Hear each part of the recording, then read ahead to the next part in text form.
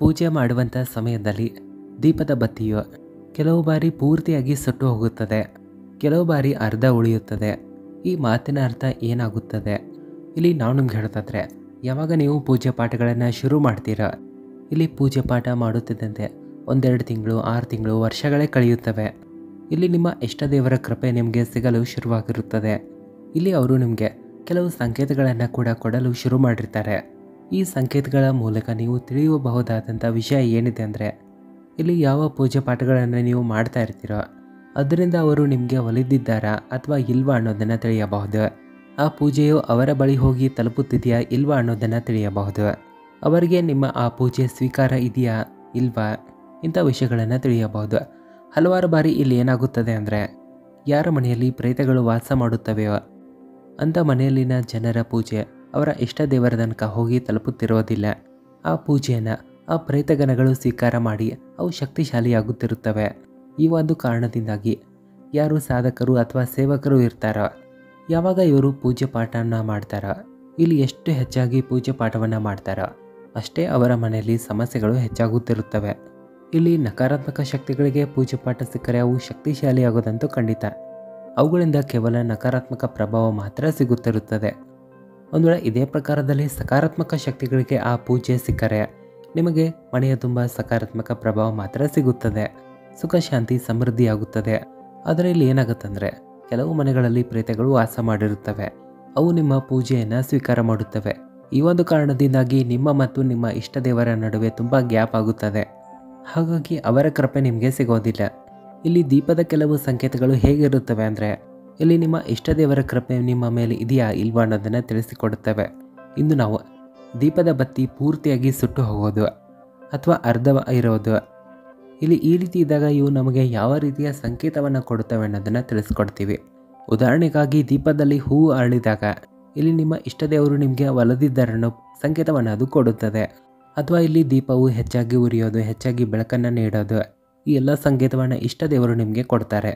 ಆದರೆ ಇಲ್ಲಿ ಬತ್ತಿಯು ಪೂರ್ತಿಯಾಗಿ ಸುಟ್ಟೋಗೋದು ಅಥವಾ ಅರ್ಧಂಬರ್ಧ ಸುಟ್ಟೋಗೋದ್ರ ಬಗ್ಗೆ ತಿಳಿಯೋಣ. ಇದರ ಬಗ್ಗೆ ಹಲವಾರು ಜನರು ಸೈಂಟಿಫಿಕ್ ರೀಸನ್ಗಳನ್ನು ಕೂಡ ಕೊಡ್ತಾರೆ. ಕೆಲವರು ಇಲ್ಲಿ ಈ ರೀತಿಯೂ ಹೇಳ್ತಾರೆ, ಎಣ್ಣೆ ಕಡಿಮೆ ಇದ್ದಾಗ ಈ ರೀತಿ ಆಗುತ್ತೆ ಅಂತ ಹೇಳ್ತಾರೆ. ಇಲ್ಲಿ ನಾವು ನಿಮಗೆ ಒಂದು ಮಾತನ್ನು ಯಾವತ್ತಿಗೂ ಹೇಳ್ತೀವಿ, ನಂಬಿಕೆ ಇದ್ದರೆ ಆ ವಿಷಯಗಳು ಇರುತ್ತವೆ, ಇಲ್ಲ ಅಂದರೆ ಅವು ಇರೋದಿಲ್ಲ. ಒಂದು ವೇಳೆ ನೀವು ಅವುಗಳನ್ನು ನಂಬಲಿಲ್ಲ ಅಂದರೆ ಆ ವಿಷಯಗಳು ಸೈಂಟಿಫಿಕ್ ಆಗಿ ಹೋಗುತ್ತವೆ. ಸೈನ್ಸ್ ಅಂತೂ ಮೂರ್ತಿಯನ್ನು ಕೇವಲ ಕಲ್ಲು ಅನ್ನುತ್ತದೆ. ಇಲ್ಲಿ ಯಾರಲ್ಲಿ ಭಕ್ತಿ ಮತ್ತು ನಂಬಿಕೆ ಇರುತ್ತೋ ಅವರು ಮಾತ್ರ ಈಶ್ವರನ ಶಕ್ತಿಯ ಅನುಭವವನ್ನು ಪಡೆದುಕೊಳ್ತಾರೆ. ಅಂಥವರಿಗೆ ಮಾತ್ರ ಭಗವಂತ ಸಹಾಯ ಕೂಡ ಮಾಡ್ತಾನೆ. ಸನಾತನ ಧರ್ಮದಲ್ಲಿ ದೀಪಕ್ಕೆ ತನ್ನದೇ ಆದ ಒಂದು ವಿಶೇಷವಾದ ಮಹತ್ವ ಇದೆ. ಇದು ದೇವತೆಗಳ ಪ್ರತೀಕವೂ ಆಗಿರುತ್ತದೆ. ಇಲ್ಲಿ ಅದೆಷ್ಟೆಲ್ಲ ಹಿಂದೂ ಜನರಿದ್ದಾರೋ ಅವರು ತಮ್ಮ ಮನೆಗಳಲ್ಲಿ ದೀಪವನ್ನು ಹಚ್ಚುತ್ತಾರೆ, ಪೂಜೆ ಪಾಠಗಳನ್ನು ಸಹ ಮಾಡ್ತಾರೆ. ಇಲ್ಲಿ ದೀಪವಿಲ್ಲದೆ ಯಾವತ್ತಿಗೂ ಪೂಜೆ ಯಶಸ್ವಿಯಾಗೋದಿಲ್ಲ. ಮತ್ತು ಅದೇ ದೀಪದಲ್ಲಿ ಹಲವಾರು ಕೆಲವು ಯಾವ ರೀತಿಯ ಉದಾಹರಣೆಗಳು ನೋಡಲು ಸಿಗುತ್ತವೆ ಅಂದರೆ, ಇಲ್ಲಿ ನಿಮ್ಮ ಇಷ್ಟ ದೇವರ ಕೃಪೆ ನಿಮ್ಮ ಮೇಲೆ ಇದೆಯಾ ಇಲ್ವಾ ಅನ್ನೋದನ್ನು ತೋರಿಸಿಕೊಡುತ್ತವೆ. ಇಲ್ಲಿ ನಾವು ನಿಮ್ಗೆ ಹೇಳೋದಾದರೆ, ಇಲ್ಲಿ ಜ್ಯೋತಿಯ ದೀಪವು ಪೂರ್ತಿಯಾಗಿ ಸುಟ್ಟು ಹೋದರೆ, ಒಂದು ವೇಳೆ ದೀಪದ ಬತ್ತಿ ಏನಾದರೂ ಪೂರ್ತಿಯಾಗಿ ಸುಟ್ಟು ಹೋದರೆ ಇಲ್ಲಿ ಒಂದು ಸಕಾರಾತ್ಮಕ ಕಾರಣವೇ ಇರುತ್ತದೆ. ಇಲ್ಲಿ ದೀಪದ ಬತ್ತಿಯು ಪೂರ್ತಿಯಾಗಿ ಸುಟ್ಟು ಹೋದರೆ ನೀವಿಲ್ಲಿ ನಿಮ್ಮ ಇಷ್ಟ ದೇವರು ನಿಮ್ಮ ಮೇಲೆ ಒಲಿದಿದ್ದಾರಂತಾನೆ ಅರ್ಥ ಆಗುತ್ತೆ. ಅವರ ಕೃಪೆ ನಿಮಗೆ ಸಿಗ್ತಾ ಇರುತ್ತೆ. ಸ್ನೇಹಿತರೆ, ಇಲ್ಲಿ ಅವರ ಕೃಪೆ ಸಿಗೋದು ಮತ್ತು ಬರುವುದು ಈ ವಿಷಯಗಳನ್ನು ನೀವು ಹೇಗೆ ತಿಳಿದುಕೊಳ್ಳಬಹುದಂದರೆ, ಹಿಂದಿನ ವಿಡಿಯೋದಲ್ಲೂ ಸಹ ನಾವು ನಿಮಗೆ ಒಂದು ವಿಷಯವನ್ನು ಹೇಳ್ತೀವಿ. ಇಲ್ಲಿ ಯಾವ ವ್ಯಕ್ತಿಗಳು ಪೂಜೆ ಪಾಠವನ್ನು ಮಾಡ್ತಾರೋ ಅವರು ತಮ್ಮ ಇಷ್ಟ ದೇವರ ಬಳಿ ತಮ್ಮ ಪ್ರಶ್ನೆಗಳಿಗೆ ಉತ್ತರವನ್ನು ಹೇಗೆ ಪಡೆದುಕೊಳ್ಳೋದಂತ ಹೇಳಿದ್ವಿ. ಆ ಪದ್ಧತಿಯನ್ನು ನೀವು ಕೂಡ ಮಾಡಿ ನೋಡಿ, ಖಂಡಿತವಾಗಿ ನಿಮಗೆ ಲಾಭ ಸಿಗುತ್ತದೆ. ನಿಮ್ಮ ಪ್ರಶ್ನೆಗಳಿಗೆ ಉತ್ತರ ನಿಮಗೆ ಧ್ಯಾನದ ಮೂಲಕ ಮತ್ತು ಸ್ವಪ್ನದ ಮೂಲಕ ಸಿಗುತ್ತವೆ. ಜೊತೆಗೆ ನಾವು ನಿಮಗೆ ಒಂದು ವಿಷಯವನ್ನು ಕೂಡ ಹೇಳಿದ್ವಿ, ನೀವು ನಿಮ್ಮ ಇಷ್ಟ ದೇವರೊಂದಿಗೆ ಹೇಗೆ ಮಾತನಾಡೋದನ್ನೋದನ್ನು ಕೂಡ ತಿಳಿಸಿದ್ವಿ. ಹೇಗೆ ನೀವು ಅವರನ್ನು ಒಲಿಸಿಕೊಳ್ಳಬಹುದು, ಅವರ ಸಾಕ್ಷಾತ್ಕಾರವನ್ನು ನೀವು ಹೇಗೆ ಮಾಡಿಕೊಳ್ಬಹುದು ಅನ್ನೋದನ್ನು ಕೂಡ ಹೇಳಿದ್ವಿ. ಒಂದು ವೇಳೆ ನೀವು ಆ ವಿಡಿಯೋಗಳನ್ನು ನೋಡಿಲ್ಲ ಅಂದರೆ ನೋಡಿರಿ.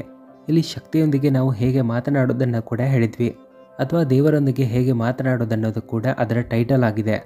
ಸ್ನೇಹಿತರೆ, ಈ ಎಲ್ಲ ವಿಷಯಗಳು ನಿಮ್ಮ ಶ್ರದ್ಧೆ ಮತ್ತು ನಂಬಿಕೆಯ ಮೇಲೆ ಉಳಿದುಕೊಂಡಿವೆ. ಈ ನಂಬಿಕೆಯ ಮೂಲಕವೇ ನಿಮ್ಮ ದೊಡ್ಡದಾಗಿರುವ ಕಾರ್ಯಗಳು ಕೂಡ ಪೂರ್ತಿಯಾಗುತ್ತವೆ. ಈ ಮಾಹಿತಿ ನಿಮಗೆ ಪೂರ್ತಿಯಾಗಿ ಅರ್ಥ ಆಗಿದೆ ಅಂತ ನಾವು ತಿಳಿದಿದ್ದೇವೆ. ಈ ಚಿಕ್ಕ ಮಾಹಿತಿ ಇಷ್ಟ ಆದರೆ ಓಂ ನಮಃ ಶಿವಾಯ, ಹರ ಹರ ಮಹಾದೇವ ಅಂತ ಕಾಮೆಂಟ್ ಹಾಕಿರಿ. ವಿಡಿಯೋವನ್ನು ಹೆಚ್ಚಾಗಿ ಎಲ್ಲರಿಗೂ ಶೇರ್ ಮಾಡಿರಿ. ಹೊಸ ವಿಡಿಯೋ ಜೊತೆಗೆ ನಾವು ನಿಮ್ಮನ್ನು ಭೇಟಿ ಆಗ್ತೀವಿ. ಅಲ್ಲಿ ತನಕ ನೋಡ್ತಾ ಇರಿ ಕನ್ನಡ ಮಾಸ್ಟರ್ಸ್ ಯೂಟ್ಯೂಬ್ ಚಾನಲ್ನ. ವಿಡಿಯೋ ನೋಡಿದ್ದಕ್ಕಾಗಿ ಧನ್ಯವಾದಗಳು.